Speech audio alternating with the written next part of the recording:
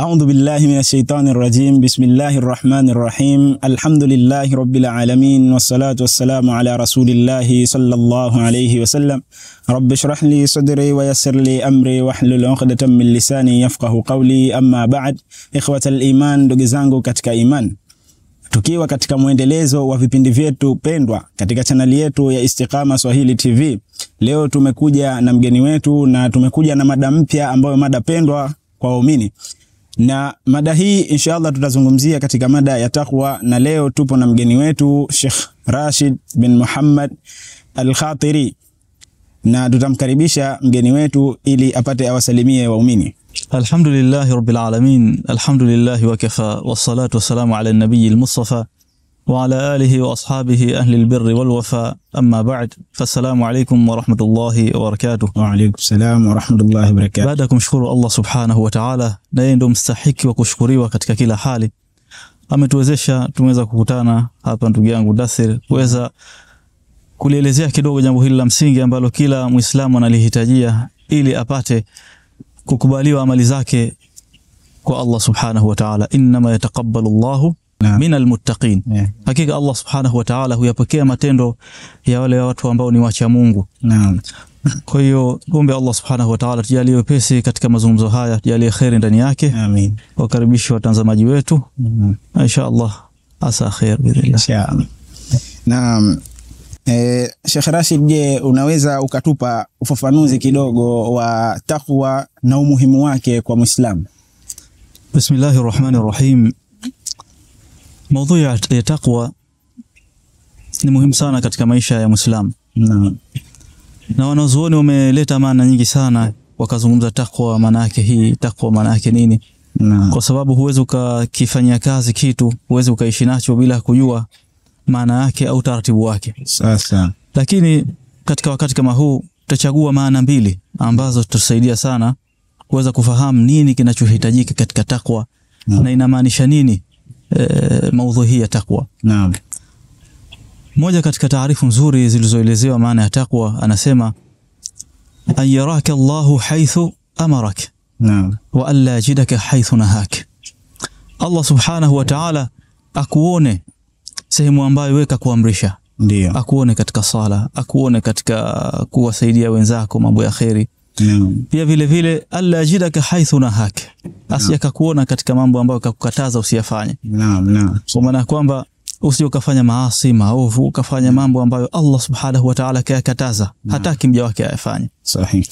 Kwa hiyo ukichukua maana hii itatusaidia kujua nini maana ya takwa. Naam. Hailazimishi mtu ambaye atakuwa ni mcha Mungu au ni mtu ambaye labda anavaa kivazi fulani sana, anaonekana katika muonekano wa aina fulani. Bali takwa ni sifa ambayo inatakiwa awe nayo kila Muislamu. Kwa sababu siku ya kiyama Allah hatokubali amali ya mtu yoyote isipokuwa ya mtu ambaye ni mcha Mungu. Naam. Na hapa kuna angalizo muhimu. Naam. Kwamba mtu asije akasema fulani ni mcha Mungu kama ilivyozoeleka katika jamii zetu. Fulani ni mcha Mungu, inakuwa kama ile sifa watu wengine hawaitaki. Wajue kwamba kuikataa kwa sifa hii ni kumkataa Allah subhanahu wa ta'ala. Kwa hiyo tusichukulie kwamba ni sifa ya kimaskhara, ni sifa ambayo bila sifa hii huwezi ukaingia katika radhi zake Allah subhanahu wa ta'ala. Kwa hiyo Allah kuone pale ambapo amekuamrisha, pia vile vile asija akakukutia katika sehemu ambayo kakukataza ndani yake. Hiyo ni maana ya kwanza. Ndio. Maana ya pili ambayo itasaidia kufahamu vizuri maana ya takwa ni kwamba at-taqwa maana yake ijtinabu ma naha Allahu anhu fi sirri wal alan. Naam. Wa fi'lu ma amara Allahu bihi fi sirri wal alan. Kwa maana kwamba kuyaacha ile ambayo Allah kayakataza katika dhahiri na katika siri. Dhahiri yako iwe katika mafundisho ya Allah. Siri yako iwe katika mafundisho ya Allah. Mtu anapojificha akakaa pembeni asionekane katika dhahiri yake kwamba anaswali, anafanya mambo ya khairi, lakini katika akikaa sehemu ya siri anafanya mambo ya kumkera Allah, kuangalia mambo machafu na mfano wa mambo kama hayo, kufanya shughuli za wizi, asiyafanye yote hayo. Mcha Mungu akiwa dhahiri yake na siri yake basi ipo salama. Sawa. Pia vile vile ayafanye mambo ambayo Allah kamuamrisha. Ndio. Mambo gani? Kuswali katika siri yake, katika dhahiri yake. Kushiriki katika mambo ya khairi. Naam. Anapofanya biashara ifanye katika misingi ya ucha Mungu. Sasa. Pia vile vile anapokujiwa na hali ya hasira basi awe mcha Mungu katika hasira zake, asifanye kwa mujibu wa anavyojisikia kwa hasira zake. Ndio. Afate mafundisho ya Allah kwa mujibu alivyotufundisha Bwana Mtume Muhammad sallallahu alaihi wasallam. Katika hali kama hizo mtu anajitahidi, anatia udhu, anaswali rakaa mbili akiona mambo bado. Kwa hiyo awe mcha Mungu katika matendo yake dhahiri yote, matendo ya kitabia, matendo ya kumwabudu Allah yote.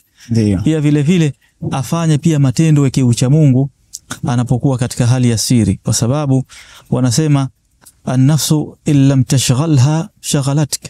Ndio. Kwamba hii nafsi usipoishughulisha wewe itakushughulisha.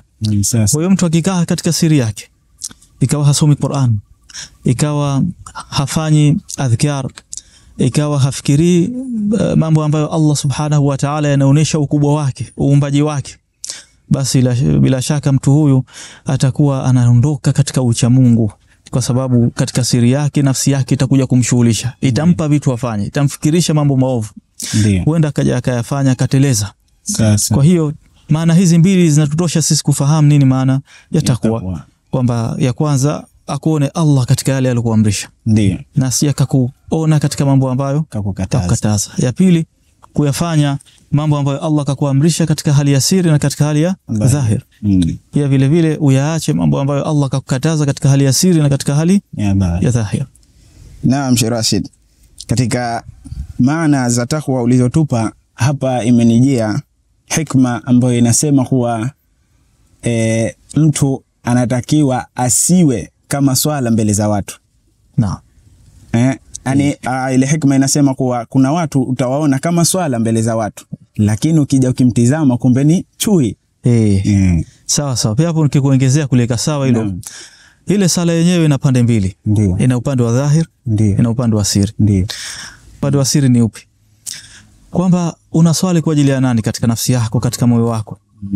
Kwa hiyo mtu ile sala yake yenyewe aichunge kwamba ifanye kwa ajili ya Allah. Upande huo hata uona isipokuwa Allah, na Allah atalipa kutokana na upande huu. Ndio. Upande wa dhahiri ndio hivyo watu wanamuona. Kwa sije akahadaika na upande wa dhahiri, ajue kwamba upande wa siri wa sala ile anaifanya kwa ajili ya nani? Kwa ajili ya Allah subhanahu wa ta'ala. Ndio. Sala inahitaji ili ikubaliwe na Allah matendo yake yawe sahihi, lakini sharti la pili la kukubaliwa amali ifanywe amali ile kwa ajili ya Allah subhanahu wa ta'ala. Kwa hiyo licha ya hivyo kwamba swali anapokuwa peke yake pia lakini atapokuwa na mbele za watu ajue kwamba sala pia ina pande mbili. Asante. Naam, Sheikh Rashid, katika mada yetu tunataka tuulize kuwa je, Ramadhani ina mchango gani au inachangia vipi katika kuliimarisha au kuimarisha jambo letu la takwa? Mashaallah, swali zuri sana, swali ambalo hata mimi na kiu nalo, laiti ningemsikia mtu anaelezea basi na mimi nahitaji pia kujua swala muhimu kama hili. Kwa sababu Ramadhani tayari tunayo, mshukuru Allah subhanahu wa ta'ala, alhamdulillah, na kiuhakika ni jambo ambalo ni muhimu sana kila Muislamu kulifahamu. Naam. Tayeb, wanasema kwamba asiyam madrasa. Ndio. Funga hii tunayofanya ni madrasa. Naam. Ni mafunzo. Sasa kwamba lazima itufunze tuwe katika hali ya ucha Mungu. Ndio. Katika maelezo mazuri ambayo nimeyasadifia, Ramadhani itaweza vipi kumfaidisha huyu mwanadamu, yanaeleza kwamba mtu anapofunga anajizuia na kula na kunywa. Naam. Tukiulizana hapa, je, kula na kunywa ni katika mambo ya haramu? La. Hamna. Mambo ambayo ni halali. Halali kabisa. Lakini kwa nini anajizuia? Kwa sababu ya kufuata amri ya Allah subhanahu wa ta'ala. Tunafaidika nini hapa? Tunafaidika kwamba Ramadhani imekufanya wewe uache mambo ya halali kwa ajili ya nani? Ajili ya Allah subhanahu wa ta'ala. Utashindwaje wewe nje ya Ramadhani kuacha maasi ikiwa ya halali umeweza kuyawacha? Basi itakuwa ni wepesi zaidi kwako kuyaacha maasi kama una nia thabit, una azma iliyokuwa ya kweli. Kuja kuyaacha maasi ya kumkera Allah subhanahu wa ta'ala. Kwa hiyo kule kuacha kunywa, kuacha kula peke yake ni mafunzo na ni sehemu kubwa ya kumfunza mwanadamu kwamba kuacha maasi ni jambo ambalo linawezekana. Leo hii umejizuia na jambo la halali, kula na kunywa. Ndio. Umeweza. Unawezaje kwenda kufanya jambo ambalo kiasili maasi hayamwachi mtu salama? Ataingia maradhi ya kinafsi, ataingia maradhi ya kimoyo, ataingia maradhi ya kimwili. Maasi hatomwacha mtu salama. Na ukiangalia maasi yote ambayo yanafanyika, sasa tuko katika mazungumzo hayo, lakini lazima yatakuwa na madhara.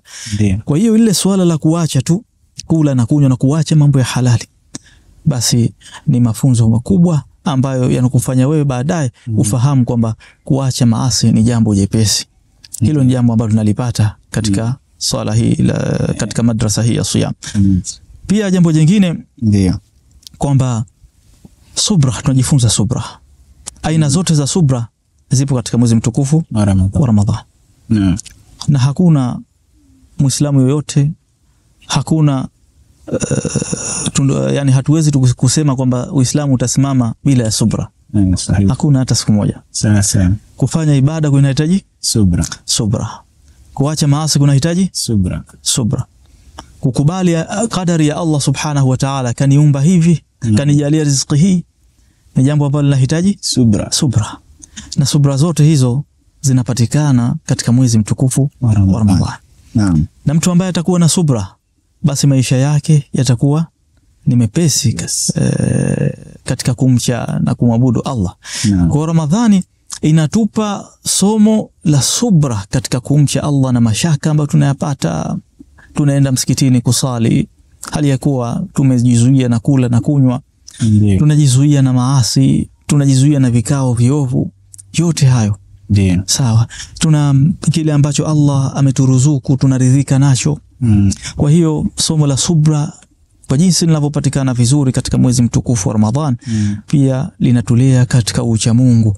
Kwa hiyo mtu anapoingia katika mwezi mtukufu wa Ramadhan ajijue kwamba naingia katika somo la subra. Akitoka na subra yake basi maisha yalobakia yatakuwa ni mepesi. Inma yuwaffa as-sabiruna ajrahum bighairi hisab. Hawa wanaosubiri watalipo ujira usiokuwa na kiwango. Hii maana yake nini? Kwa maana ya kwamba hakuna kitu ambacho kinasimama bila ya kuwa na subra. Ili upate radhi za Allah subhanahu wa ta'ala lazima uwe na subra.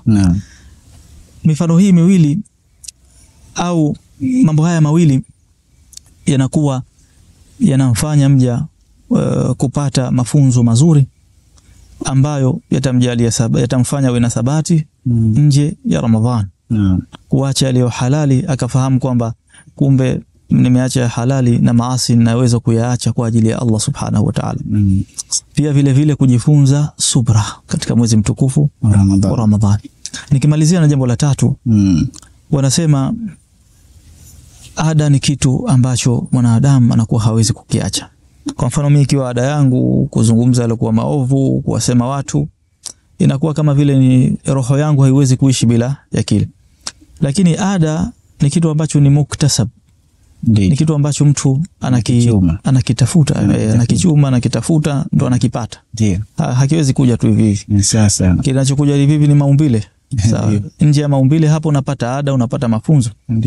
Kwa hiyo zile ada chafu ambazo mwanadamu kazipata, kazichuma, kazitafuta mpaka zikaingia katika nafsi yake.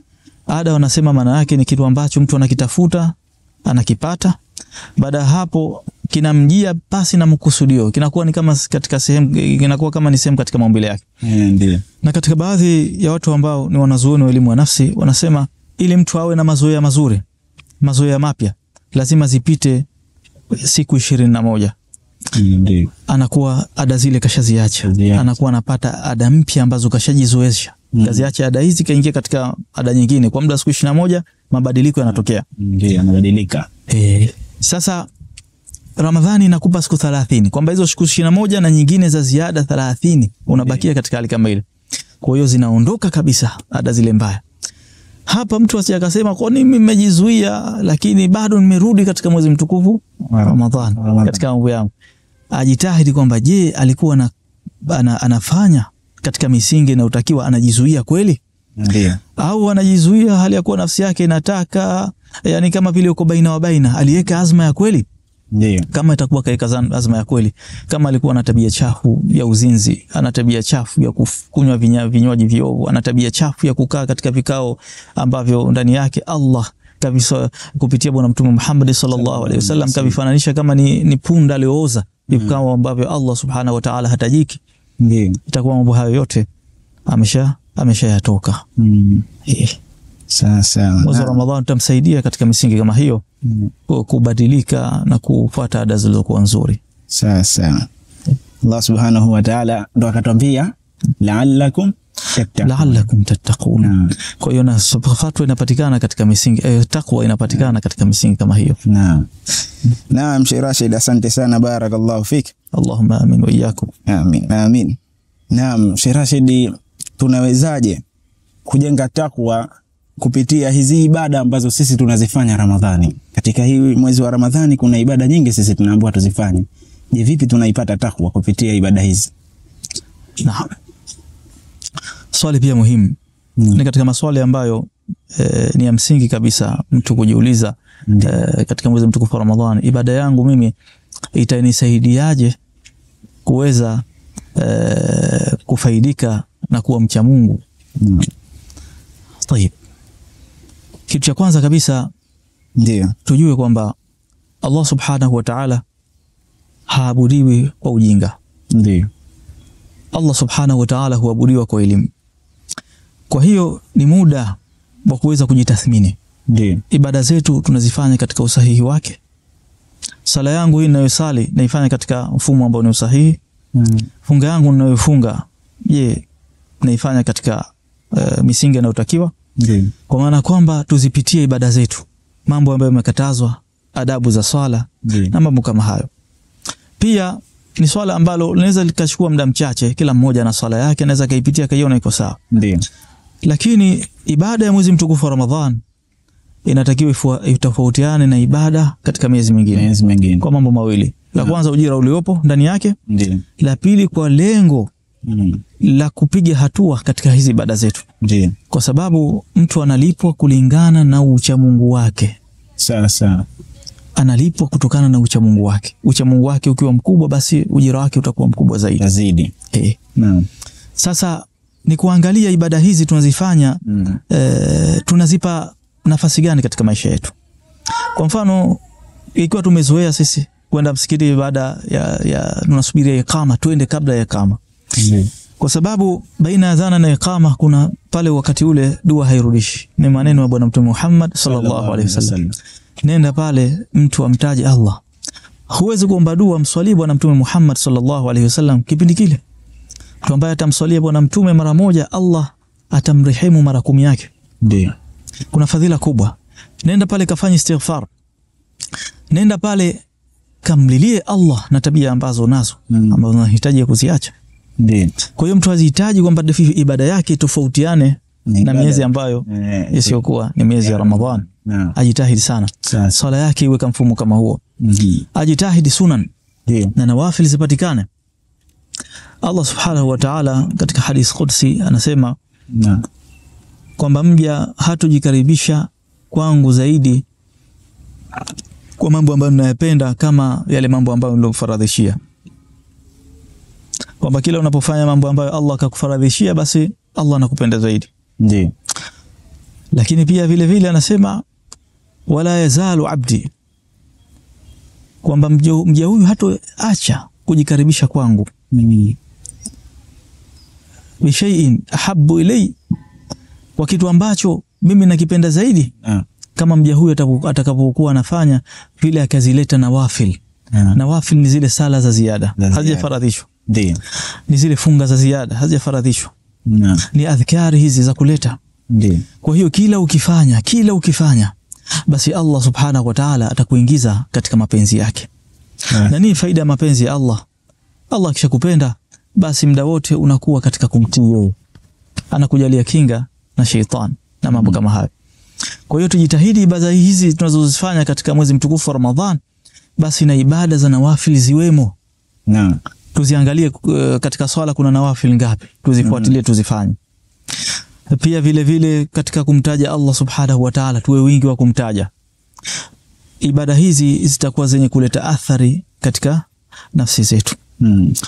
Pia jambo jingine ambalo tutahibisha swala hili ambalo ni muhimu, tujue kwamba kuna ibada ya kusikia, kuna ibada ya kuona, kuna ibada ya kuzungumza, kuna ibada ya kila aina.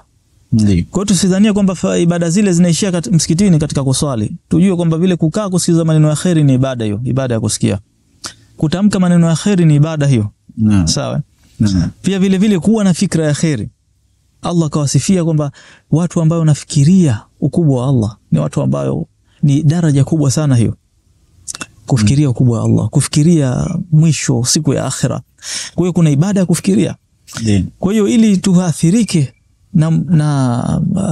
na hali ya hewa ya kiucha Mungu mzuri ambayo Allah huizidisha katika mwezi mtukufu wa Ramadhan, basi tujue kwamba ibada ya kusema tuifanye vizuri. Kila utakachokisema kitakuwa na ujira wake, utakachokisikiza kitakuwa na ujira wake, utakachokifikiria. Na sehemu hizi zote zinaathiri moyo. Kwa hiyo na moyo ndio unaoendesha ibada za mtu na maisha yake na matendo yake yaliokuwa mazuri. Na moyo ndio unamuongoza katika shari. Kwa hiyo ajue kwamba afanye ibada ya kusikia, asikilize yaliokuwa ya kheri, azungumze yaliokuwa ya kheri, afikirie yaliokuwa ya kheri. Mambo haya yatauasiri moyo wake. Akitoka katika mwezi mtukufu wa Ramadhani, ibada hizi zote kazifanya, biidhnillah taala, mtu huyu atakuwa katoka katika madrasa ya ucha Mungu na ataishi katika ucha Mungu mpaka inakuja Ramadhani nyingine, mja huyu anapanda daraja zaidi za ucha Mungu. Ndio inavyotakiwa tuwe. Mtume sallallahu alaihi wasallam katika hapo, Sheikh Rashid, niongezee kidogo. Allah anasema kwa mtu akijikurubisha na Allah na mpaka Mwenyezi Mungu akishampenda, akasema kuntu sam'ahu alladhi yasma'u biha, basarahu alladhi yubsiru biha. Kwa kwamba anakuwa ni jicho lake, kwamba hatumuonesha, atamjalia kwamba anayoona yote na yale ambayo anayaridhia, atayasikia yote ambayo Allah atamjalia, mazingira yote ambayo anayasikia, basi atakuwa ni kumridhisha yeye Allah subhanahu wa ta'ala. Allahu akbar.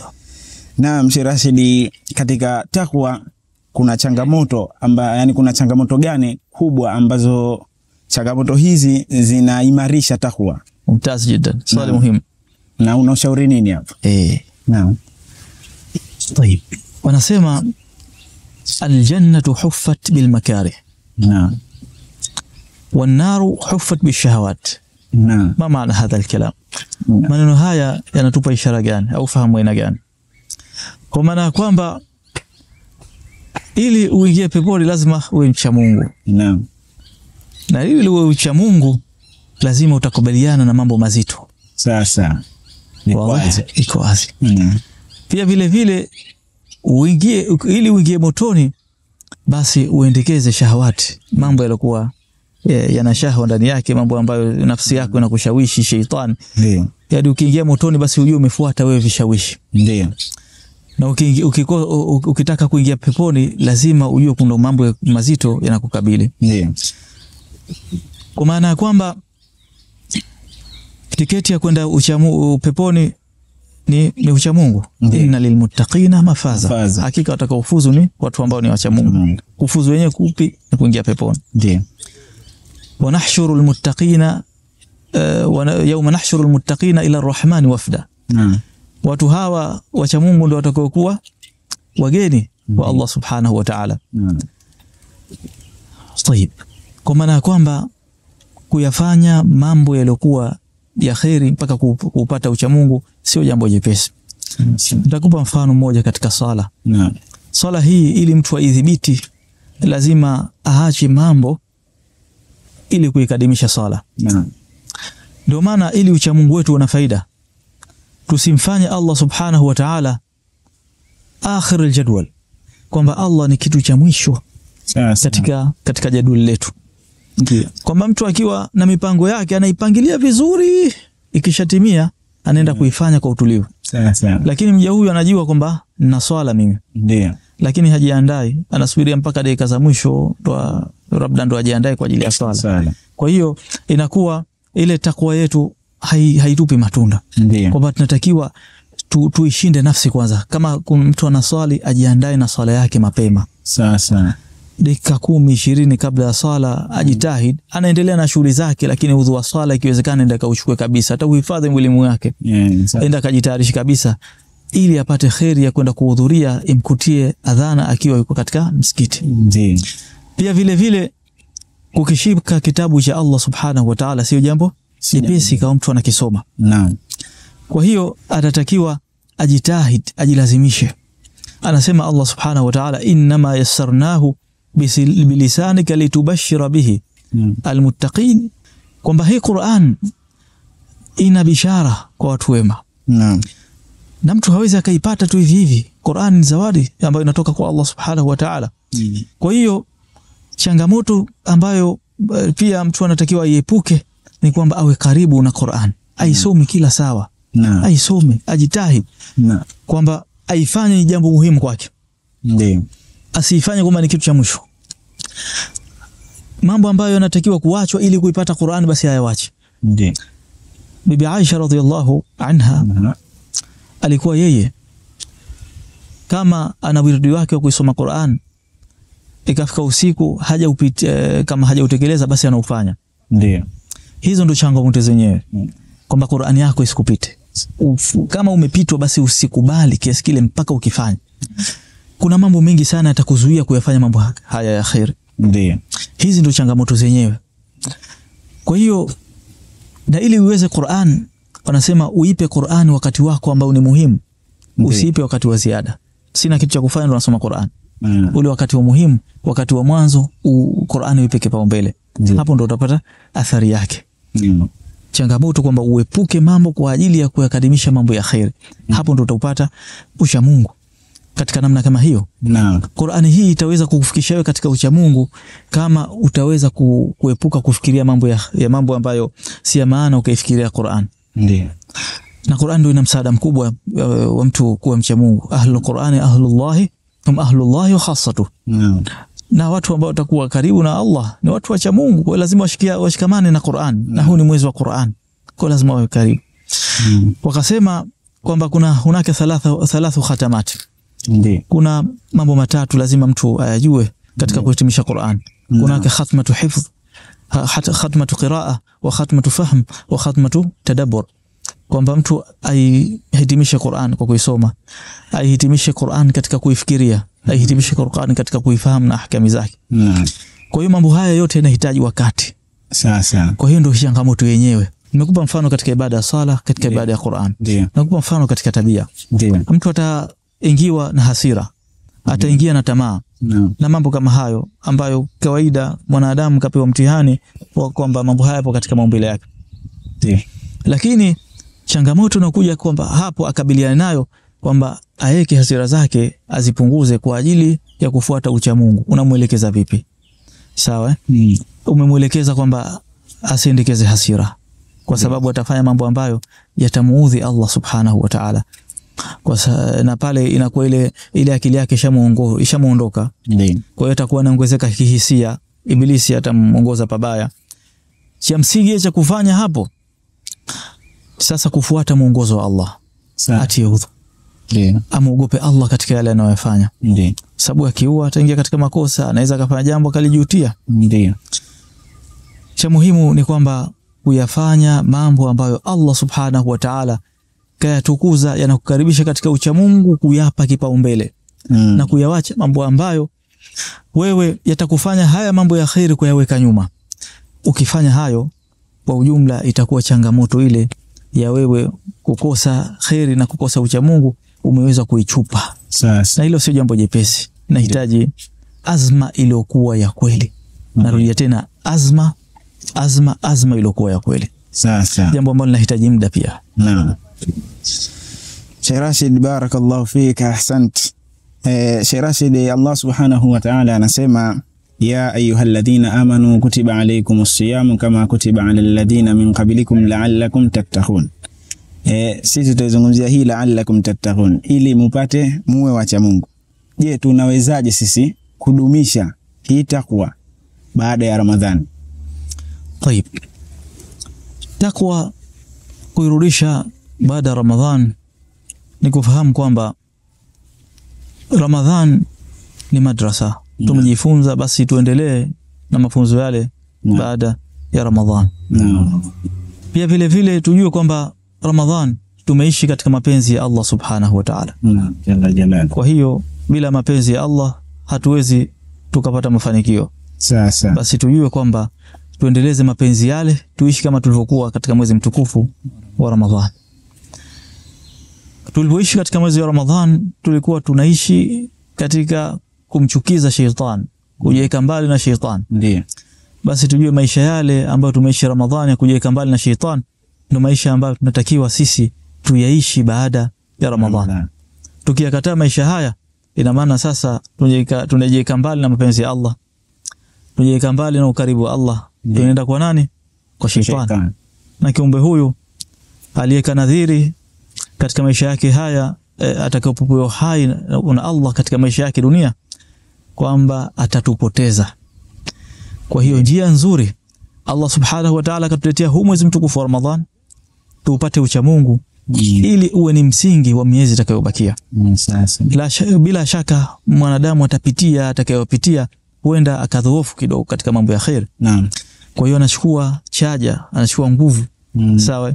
Katika miezi hii inapokuja Ramadhani nyingine, anapotoka katika mwezi mtukufu wa Ramadhan, athari inabakia. Ndio. Basi anaendelea na athari ile mpaka inapokuja katika mwezi mtukufu wa Ramadhan uliokuwa mwingine. Ndio. Jambo muhimu ambalo litasababisha sisi kuishi katika ucha Mungu ni kuwa na fikra kama hizo nilizosema. Ndio. La pili, kutokuacha vikao vya khair. Kuacha vikao vya khair ni sababu ya kufa kifo kibaya. Ndio. Anasema Allah katika kitabu chake, ya laitani lam attakhidh fulanan khalila, kwa sababu fulani amekuwa ni sababu ya mimi kuniongoza katika shari. Naam. Kwa hiyo kujitahidi na vile vikao vya khairi tuendelee navyo baada ya mwezi mtukufu wa Ramadhan. Jambo hili litatubakisha katika ucha Mungu. Naam.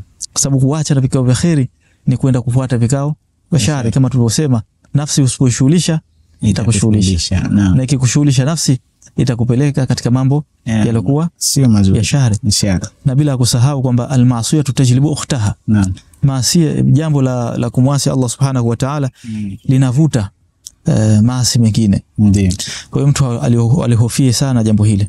Na pia vile vile jambo la khairi linavuta jambo ambalo jingine la khairi. Kila unapodumu katika jambo la khairi, basi ujue mambo mengine ya khairi pia yatakuwa yamekuzunguka. Kwa hiyo tujitahidi sana kuishi na fikra kama hizi. Yale mambo ambayo tumeishi nayo katika mwezi mtukufu wa Ramadhan, tujitahidi kuishi nayo pia baada ya mwezi mtukufu wa Ramadhan. Na jambo kubwa muhimu kabisa ni kwamba kujitahidi vikao vya khairi visitutoke. Sana. Kwa sababu tunapambana naye si adui mmoja. Ndio. Kuna adui ambaye ni dunia, kuna adui ambaye ni nafsi, kuna adui ambaye ni sheitan, kuna adui ambaye ni matamanio, maadui wengi. Ndio. Na kilivyo mtu mmoja kupigana na watu wengi ni jambo ambalo ni zito. Lazima naye apate silaha. Ndio. Kwa hiyo silaha zetu ni sisi kukaa katika vikao vilivyo vya khairi. Ndio. Kwa sababu kule utapata watu wa kukusaidia au vitu vya kukusaidia. Ndio. Ukumbusho, utakumbushana na ndugu zako kama ulivyokuwa mwezi mtukufu Ramadhani. Utapata elimu, na elimu zote itakuonesha mambo ya khairi, ujinga utakuondoka. Utapata thabati katika haki. Kwa hiyo tudumu na vikao vya khairi pia katika mwezi mtukufu wa Ramadhani. Naam. Na mimi Sheikh Rashid hapo niliongezea nyama kidogo. Nilimsikia mmoja katika mashekhe anasema kuwa yeye, ingawa yeye ndiye ambaye muhadhir, anatoa muhadhara au anazungumza na watolea mawaidha watu, lakini yeye mwenyewe inafikia kipindi anataka lazima moyo wake upate maji, uoshwe. Anaenda kukaa katika darsa za mashekhe wengine ili kuukosha ule moyo wake. Kwa sababu ya kuwa anaogopa asije kuwa na ghururi, asije akahururika kwa kile cheo ambacho yupo nacho. Sawa. Naam. Na siku zote mwanadamu sio kamili, lazima ahitaji kusikia kutoka kwa wengine. Ndio Allah kashasema fadhakir, kwa mtu yote anahitaji kukumbushwa. Ndio. Kwa hiyo jambo zuri sana kubakia katika vikao vya khairi, hata atafikia ngazi gani, atakayofikia katika elimu na imani. Naam. Sheikh Rashid, muda unazidi kutuacha mkono. Je, takwa ina athari katika maisha ya kijamii au ya kibinafsi? Maisha ya kinafsi na kwamba mtu atakuwa ni mwema. Ndiyo. Na akishakuwa mwema, wema ukamkaa katika nafsi yake, basi hautobakia kwake. Atakuwa ni salih na muslih.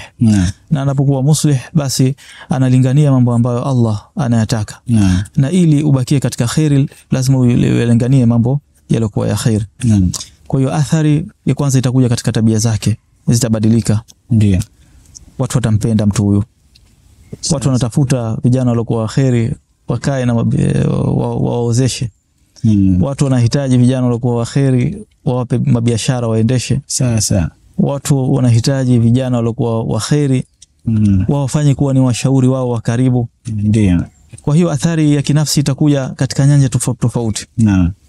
Hakuna mtu ambaye anamtaka mtu wa shari awe karibu naye. Kwa hiyo mtu huyu atapata wepesi katika maisha yake ya kidunia.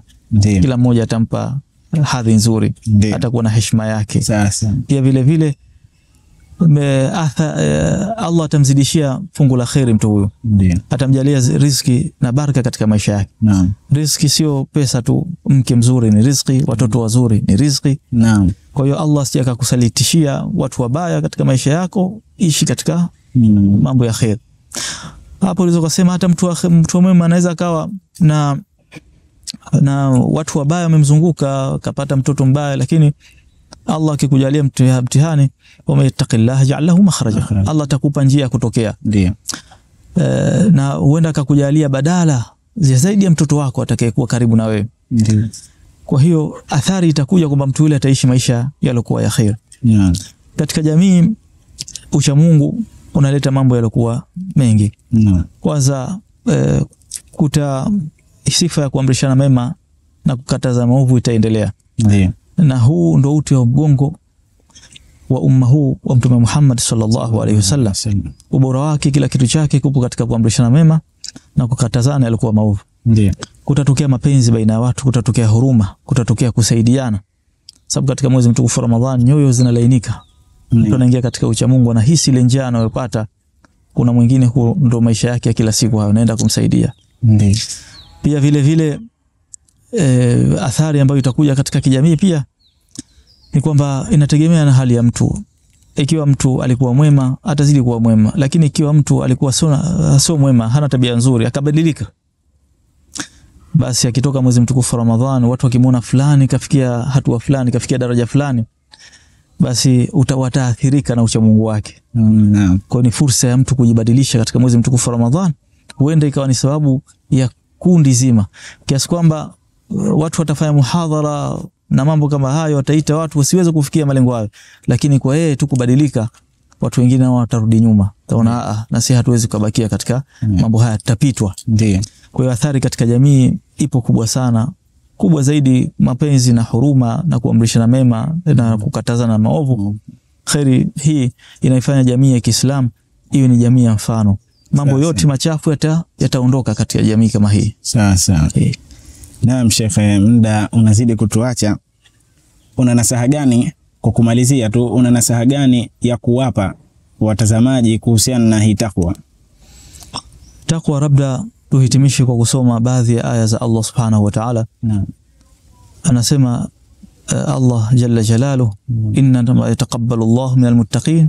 Allah hapokei isipokuwa kwa wacha Mungu basi. Pia vile anasema wallahu waliyul muttaqin. Allah ndio upo karibu na wacha Mungu. Kwa hiyo mtu akitaka wa karibu na Allah, ile aya inasema wa inna adh-dhalimina ba'dhum awliya'u ba'd wallahu waliyul muttaqin. Akitaka ukaribu na Allah awe mcha Mungu basi. Akiwa sio mcha Mungu atakuwa na ukaribu na madhalimu katika ardhi hii. Mashaitani, watu waovu, nafsi, au ndo madhalimu katika ardhi hii. Pia vile mtu huyu ajijue kwamba anapokosa ugeni wa Allah siku ya kiyama hatakuwa na nafasi. Ndiyo. Wanahshurul muttaqina yawmal qiyamah ila arrahmani wafda. Kwamba Allah atawafua wakiwa katika ugeni wa Allah subhanahu wa ta'ala. Kwa hiyo dunia imeshaendelea sasa hivi. Ndiyo. Ni mtu kuushusha program itakayomsaidia, kwa sababu lazima mtu awe anakuwa na roho ya kujikumbusha mwenyewe. Ndio. Akisubiria kila saa akumbushwe, jambo hilo litakuwa halimjengi kwa jitahi kujikumbusha yeye mwenyewe pia. Sawa. Anaweza akashusha program katika Google au Play Store, akashusha program ya Qur'an. Ana nafasi ya kuangalia neno Al-Muttaqin. Akishashusha ile program ya Qur'an, mfano kuna program moja inaitwa Al-Qur'an Al-Karim, ile program rangi yake kama rangi yake ya blue hivi, akaishusha alafu akaandika kuna sehemu ya kutafuta. Ukisema Al-Muttaqin, neno muttaqin yote pale inashuka, inakuja. Anaangalia Allah kawasifia vipi hawa wacha Mungu. Ndio. Basi roho yake itafanya istijaba, itakuwa inakubali. Ndio.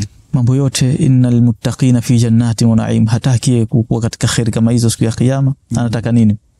Innal muttaqina fi dhilalin wa uyun. Yote hayo Allah ameyataja. Naam. Wazi. Kwa hiyo ni kulifanya hili jambo hili la ucha Mungu kulifuata katika Qur'an. Allah kalizungumzia, kawazungumzia vipi hawa wacha Mungu kutumia njia za kisasa, akaangalia kila aya iliyotajwa ucha Mungu, akaangalia umelezwa vipi kule ucha Mungu, na ajue kwamba hakuna salama isipokuwa kuishi katika ucha Mungu. Hilo ndo neno la muhimu la kufahamu. Naam. Sawa. Asante sana Sheikh Rashid. Ndugu watazamaji, tulikuwa na kipindi chetu kinachozungumzia takwa na tumemaliza kipindi chetu, na tulikuwa na Sheikh wetu Sheikh Rashid bin Muhammad Al-Khatiri ambaye ni mwalimu wa Mahadi Istiqama ambaye ipo Tunguu Zanzibar. Na mimi ulikuwa na mimi ambaye mtangazaji ni Mudaththir bin Said Ash-Shirazi, na nyuma ya kamera kuna ambaye alikuwepo yupo Sheikh Khalid Al-Izkawi. Na kukumbusha tu, Mwenyezi Mungu anasema, maana Sheikh wetu alizungumzia takwa. Kwa hiyo Allah Subhanahu wa Ta'ala anasema inna lilmuttaqina mafaza. Hakika ya wacha Mungu ndio wenye kufuzu. Kwa hiyo jitahidi uwe mcha Mungu ili tuje tukutane peponi. Sote tujitahidini ili tuje tukutane peponi, kwani neema za peponi ni nyingi. Wa bihadha al-qadil, wassalamu alaykum wa rahmatullahi wa barakatuh. Wa alaykum salaam.